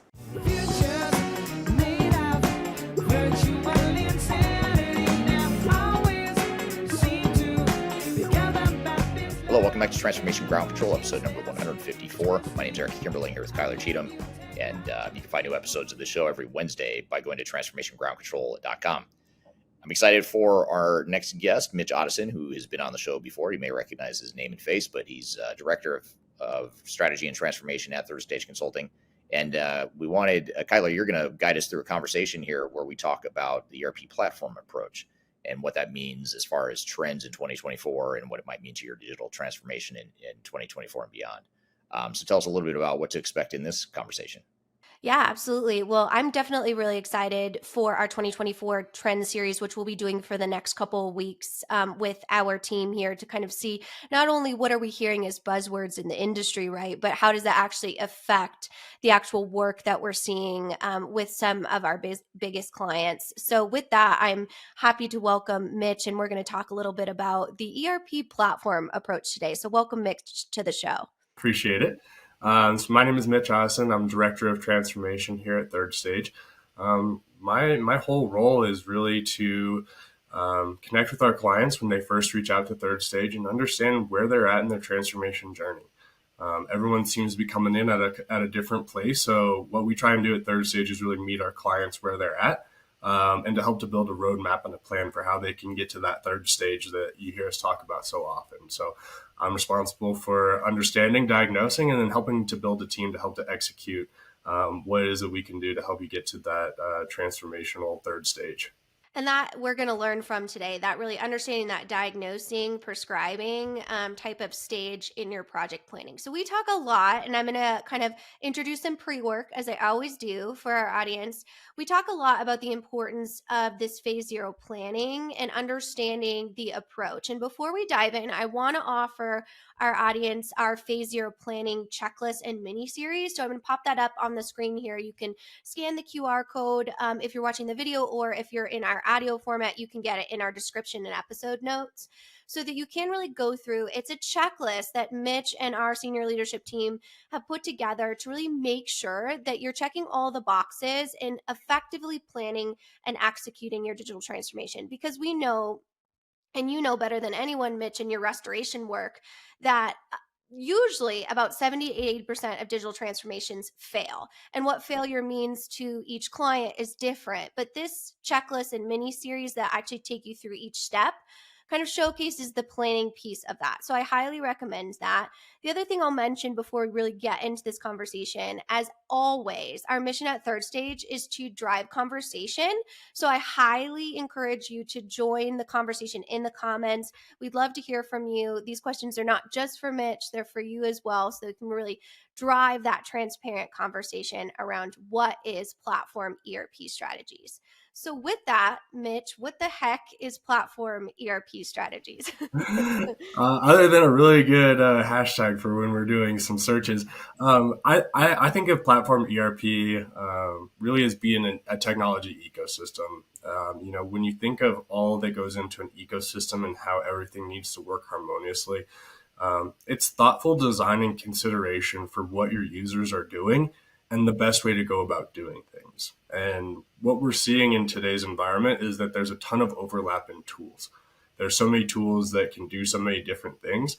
And so you really have to take your time, take a step back and understand what's the right tool for the job.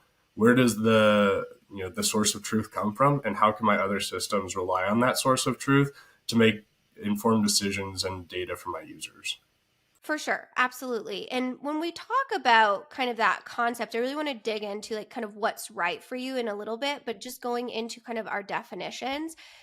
ERP platform strategies, it sounds like that approach is pretty much the standardized approach for every project. Is that correct?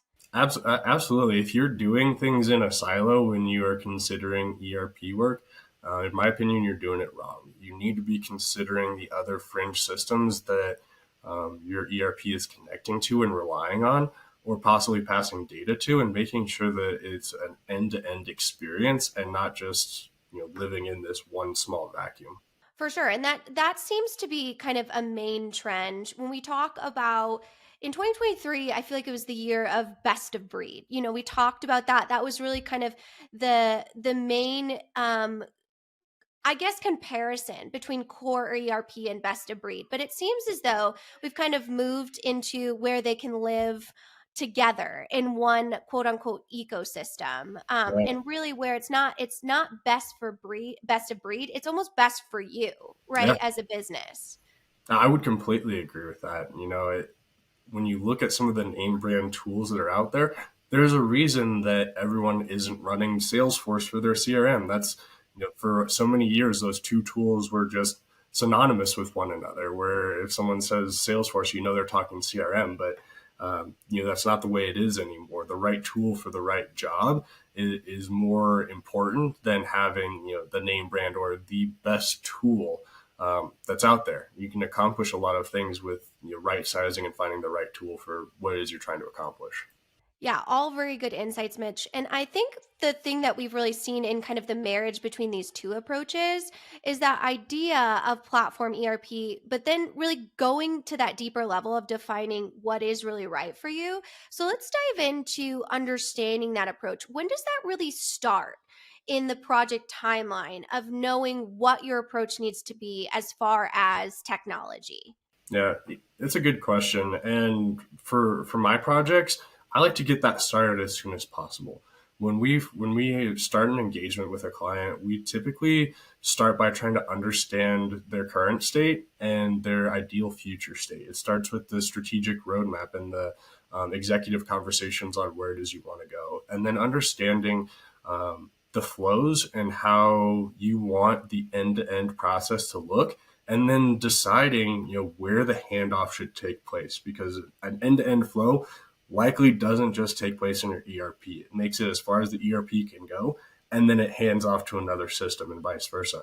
What we're finding is that handoff can take place in multiple places along the way, and it can be done effectively. So trying to figure out where is the optimum place for that handoff to take place to ensure that you keep clean master data and that you're actually then setting up your other system to do what it does well. So it's finding that balance. Absolutely. I mean, balance is key really to understanding that, but also you hit on something that I think is so important when we talk about the platform ERP approach, and that's work streams and business processes.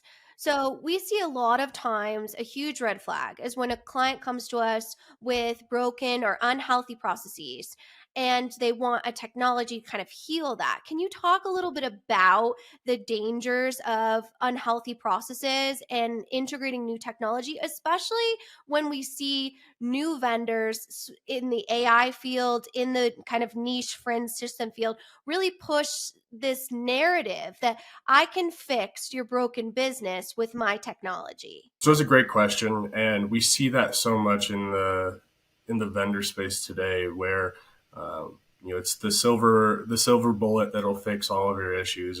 And what we found is that really the ripple effect of implementing some of those solutions can create more problems than what you had before. So by not going through the end-to-end process and thinking about the logical place for that handoff can really get you into a lot of trouble. It can make your master data a mess, and it can really have your user confused on where is the source of truth and what information is right, because you're getting different information that can conflict with each other. So it sounds like really the trend for this should almost be establishing healthy business processes in order to enabling that technology to be able to do what it needs to do. We talk a lot about kind of the definition of artificial intelligence, especially on kind of the trending side, and it is just that. It is artificial. Like we talk about what is and the definition of artificial. It's not real, right? Intelligence. So it doesn't work the way that a human brain would work. Right. And so, what we need to talk about, I think, in that is how do we ensure that our business as a holistic view is healthy enough for that interoperability? And I know you work a lot with integrations, interoperability. So, can Mhm. you talk a little bit about the importance of making sure that your data has a healthy kind of network to travel through in order to make strategic decisions? Yeah, absolutely. And first and foremost, I would say I'm a big fan of the AI, machine learning, all of those things. I think it is a lot of where we are going. But in order to do so, you need to have a solid foundation.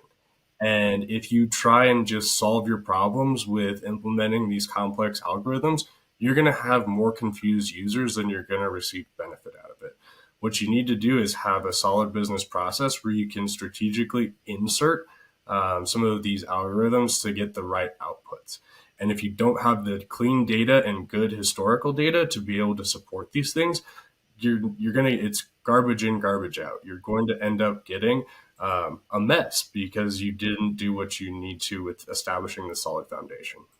Absolutely. And that solid foundation, we've kind of established that either target operating model, current state assessment, those operational efficiencies really need to be healthy. So when you're Yep. looking at in implementing a new technology or an ERP, how do you ensure that you understand the nuances of those integrations? Because I can only imagine that's a huge complexity when looking at new technology. All right, I have my processes, I have, a technology that I'm considering. How do I ensure that they match? It really is going back and getting to basics and understanding where does the actual data of the field come from, where is the source of truth, and then what are the manipulations that is done to that data downstream, and is that the right thing to do?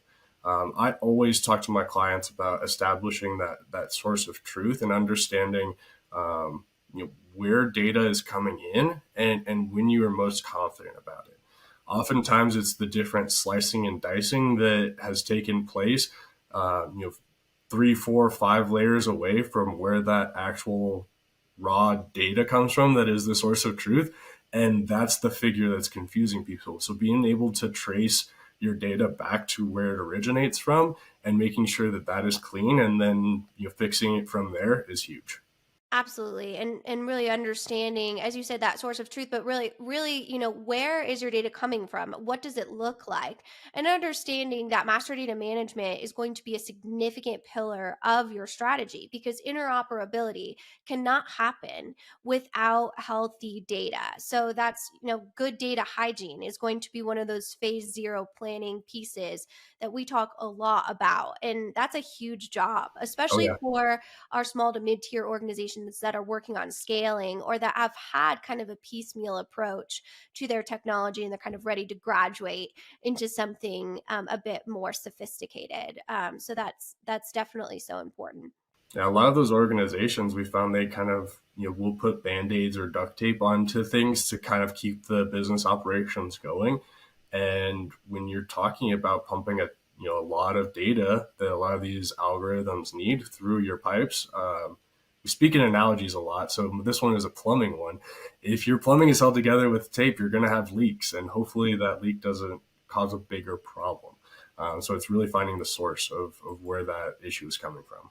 We're here with Mitch Ottoson talking about the platform approach to ERP implementations in 2024 and beyond. We've got a lot more to dive into with Mitch, but first we're going to take a quick break. We'll be back with more Transformation Ground Control.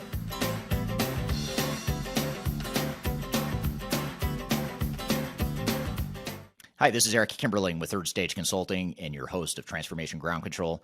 I want to encourage you to read our Guide to Organizational Change Management. It's a free report or free guide that we published. It's one that I actually wrote that talks about best practices and lessons learned as it relates to change management.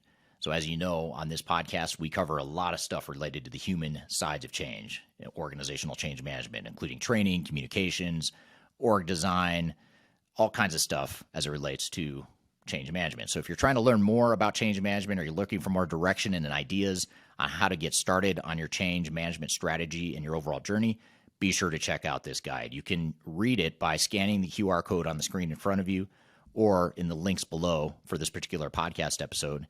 You can find a link to take you to the page that will allow you to register to go ahead and download that and read it for free. So be sure to check it out. It's the Guide to Organizational Change Management, written by yours truly. I hope you enjoy it. Let me know what you think, and hope you enjoy the rest of this episode.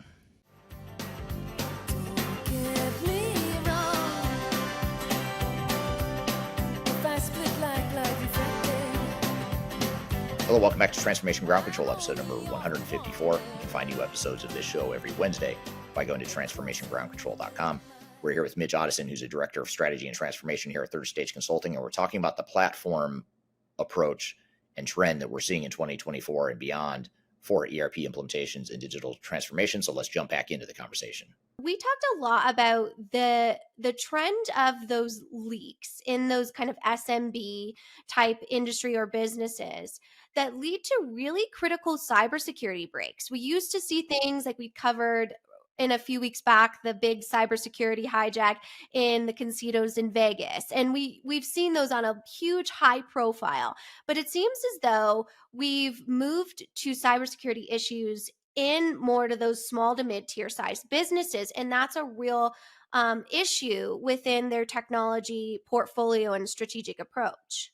Yeah, it's everywhere. And you're seeing that hackers are getting more sophisticated, and they're doing it in a way that they can target these small, mid businesses.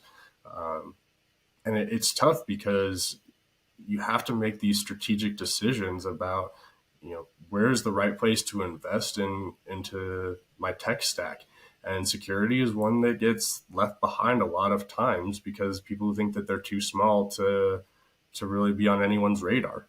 Yeah, and a lot of times we think we have this, it's a lot like artificial intelligence. We don't really understand, so we vilify this unknown technology. A lot of times pop culture leads into that and how we see it represented in the media.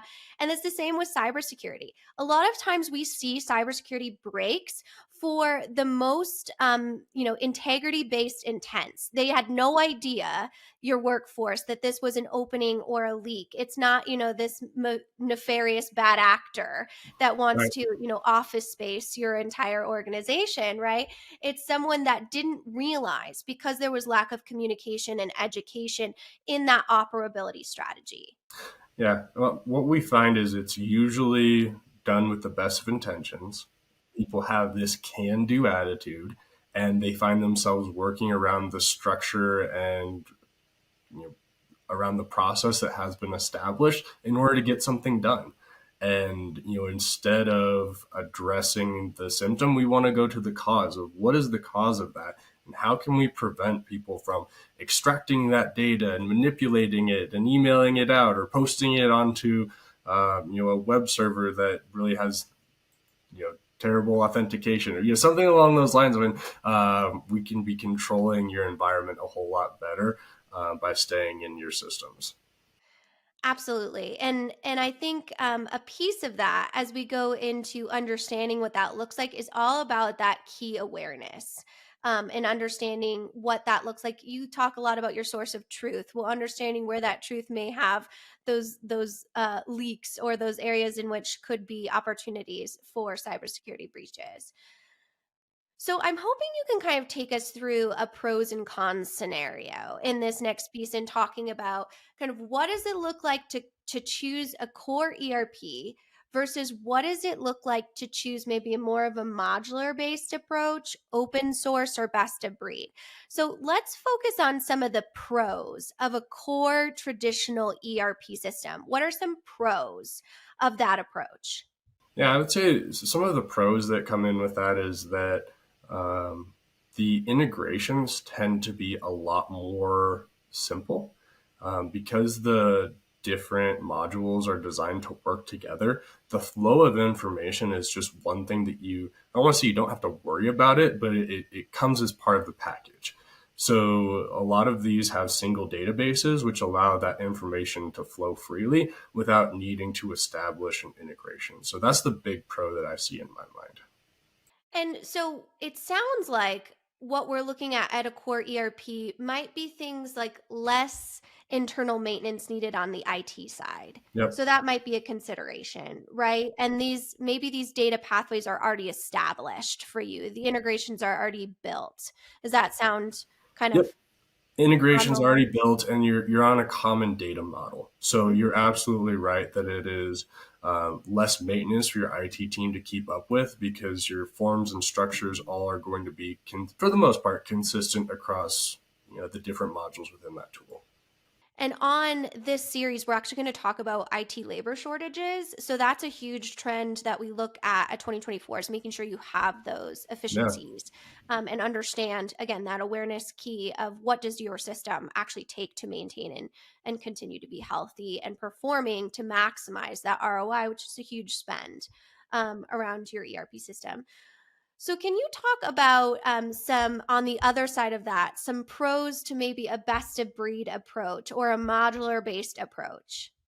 Absolutely. I've seen a lot in the CRM space. There are a lot of vendors that are doing some really cool things.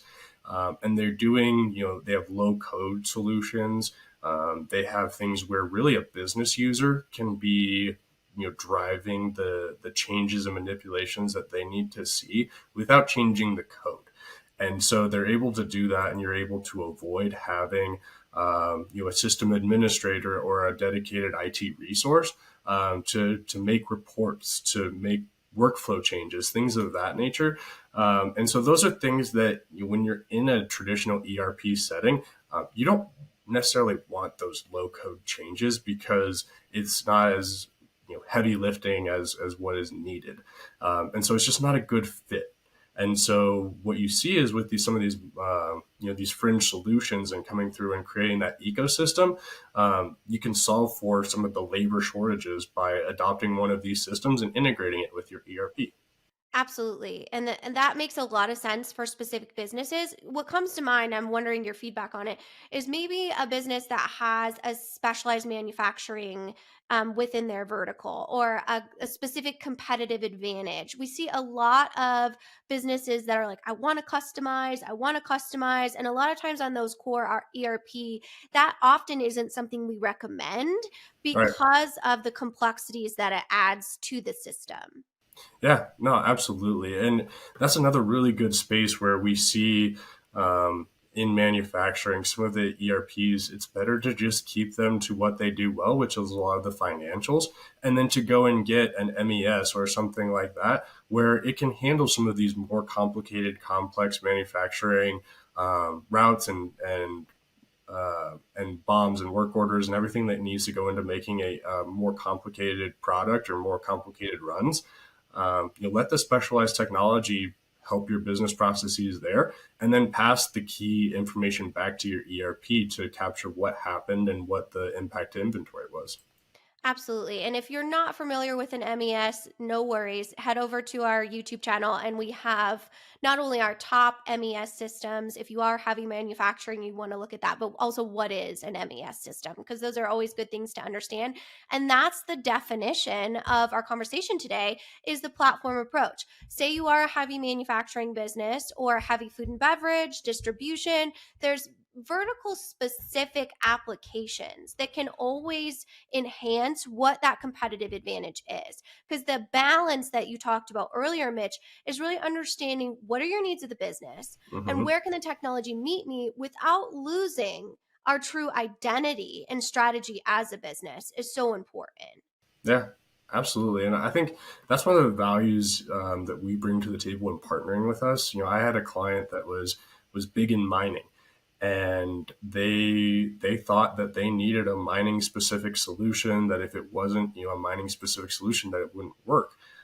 They found that manufacturing and mining, the way that they did it, was very similar to one another. So they were actually able to take a lot of those workflows and repurpose them, and for their business, more of that all in one rather than the platform approach made sense for them. And we were able to help guide them in that direction based on understanding their business needs and the requirements. That's not a good fit for everyone, but being able to get down to what it is you're looking for and distilling it and take actionable steps is huge to have a partner for. Absolutely. And that's such a great case study. And shameless plug for our case studies. If you haven't heard them, they are on our YouTube channel and our website. But that always is just helpful, like especially if you're in an industry like mining that really is specific, like aerospace and defense. That's very specific.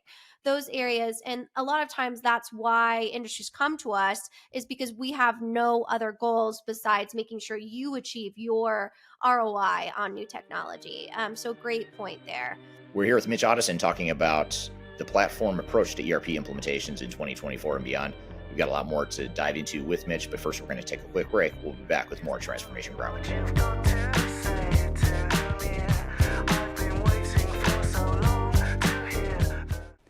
If you are aiming for transformation success, turn to Third Stage Consulting Group. Third Stage's independent and technology agnostic consulting team helps clients define their digital strategies, define their roadmaps, and manage their transformations. With offices in the US, Europe, and Australia, our team helps the world's most forward-thinking organizations through their transformation pitfalls and risks. If you are embarking on a digital transformation or business change initiative, contact Third Stage Consulting to see how we can help you reach the third stage of transformation success. Learn more about us and download independent reports, videos, and other best practices at thirdstage-consulting.com.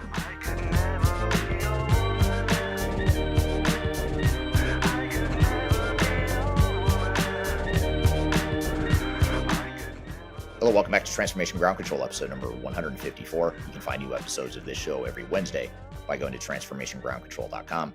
We're here with Mitch Addison, who's a director of strategy and transformation here at Third Stage Consulting, and we're talking about the platform approach and trend that we're seeing in 2024 and beyond for ERP implementations and digital transformation. So let's jump back into the conversation.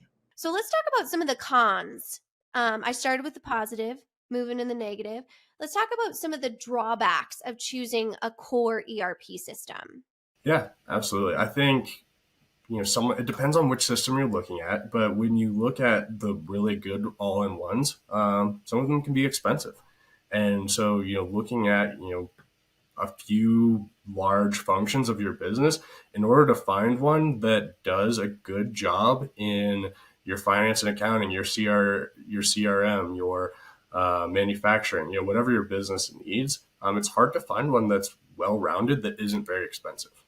Absolutely. And that's a huge consideration, right? Is budget and really understanding budget, but not only that, total cost of ownership. And that's a huge thing, especially as you know, that we've seen with the move to SaaS-based products too, Oh is yeah. really understanding how much does this cost, right? Yeah, and I'm also a big fan of the SaaS model, but it comes with a lot of carrying costs where you used to be able to purchase one time an on-premise solution and have it for 20 years. Now you need to pay for that subscription over and over again for the next 20 years. And so it changes the way that you think about your technology and if it makes sense to continue with a large investment like that or to go a little bit smaller and more nimble. Absolutely. And that's a huge piece of that. And then so let's talk about some of the pros, which I assume you might say cost for the modular or best of breed based approach. What are some pros around that? Well, what I found is that you really have the ability to right size the different solutions for that area. So, if you have very simple CRM needs, you might be overpaying with a very well rounded ERP solution that has a CRM module. I feel confident that a lot of companies can do their CRM functions in a much more lower cost application and integrate it rather than relying on a potentially very expensive module that does the same thing. You also have to think about specialization. We talked about these companies that are coming up. There's a reason that there are thousands of vendors out there. People focus on one area and they get really good at it. And so when you look at some of these large ERPs that say we do everything all under one umbrella, I have questions about how well they do absolutely everything compared to some of these niche solutions. Absolutely. And a lot of times they haven't been around that long. Right? So maybe you did everything really well for one client, but Right. so it's, that's why the evaluation process and those demos are really critical. Another thing you can find on our YouTube channel that Mitch helps us with a lot is just understanding how do you maximize your demos and really understanding what do you want to talk about versus what does the vendor want to talk about, and making sure those requirements, those demonstrations are a good use of your time. Because like a lot of things, those can go in a different direction where you want to make sure that it's the right fit for your technology and your business. Absolutely. So one piece I want to unpack on this, because I can't go an episode without talking about the people side, but I think a huge piece of the platform approach is we talk a lot about the integrations, the technologies, the work streams, the healthy processes. How important is considering your people side, your workforce, your culture, your user adoption, all those people strategies within this platform approach? I'm really glad that you went there and that we're very much on the same wavelength as far as looking at the people aspect of digital transformation. When you look at a core ERP, one of the benefits that you see is that it should be a common user experience across the board. The way that you navigate, the way that pages look and feel, some of the nuances of the technology are similar from module to module. So I do find that those tend to be a little bit easier to adopt, especially if you have folks that are navigating the system across multiple different functions. So that's definitely a pro that I see.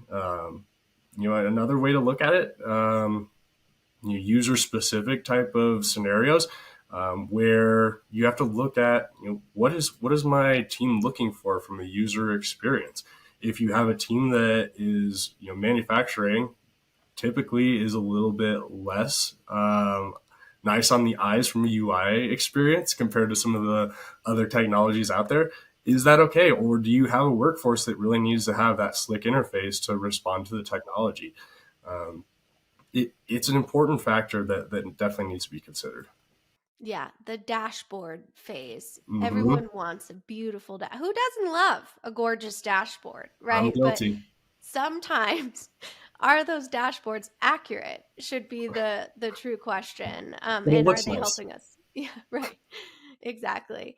And I think that people side of it, not only from the pros and cons for the different approach, but also understanding that there is kind of, as we talk about it, a strategy here where we talk about people, process, and technology. And we do that in a hierarchy. If your people and your organization is not ready for a new technology platform, portfolio, ERP, best of breed, AI, any sort of technology, it's not going to be successful within your business. So, that's something that we look at exploring from a holistic point of view in that phase 0 planning checklist, is really talking about that. So can you talk about the importance of kind of assessing your organization, the hard metrics around the science behind making sure that your people and organizational culture is ready for new technology? Yeah.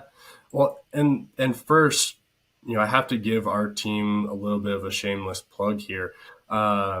It's so much easier for a third party to come in and to get an accurate picture of what's going on with your people, because you get an unfiltered response.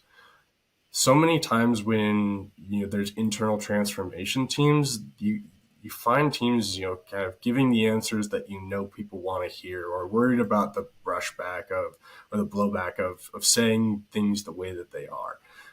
So if you think that you might be in one of those environments where your users won't give you an accurate, honest answer, and not look at things through rose-colored glasses, working with us is a huge opportunity that will highly benefit you. What we'll do is we'll look at, I always tell my clients, change management starts day one, and it starts in the way that people respond to the questions, their body language, the way that, how excited they are, how you can see that they're dreading coming in and talking to the consultants, kind of like we're in office space and we're talking to the Bobs.